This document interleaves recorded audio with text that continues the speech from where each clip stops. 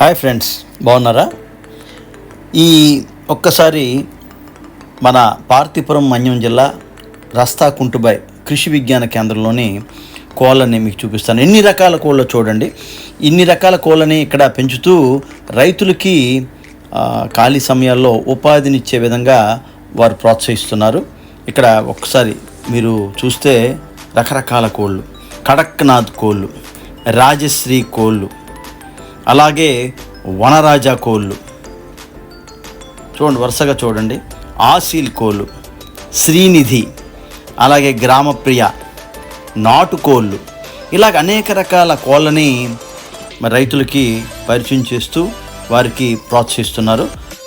ఈ form science సెంటర్లో రైతులకు అనేక రకాల కొత్త వంగడాలని, అలాగే పూలు పళ్ళ రకాలని పరిచయం చేస్తూ వాళ్ళు ఉపాధిని కల్పించడానికి ప్రయత్నం చేస్తున్నారు.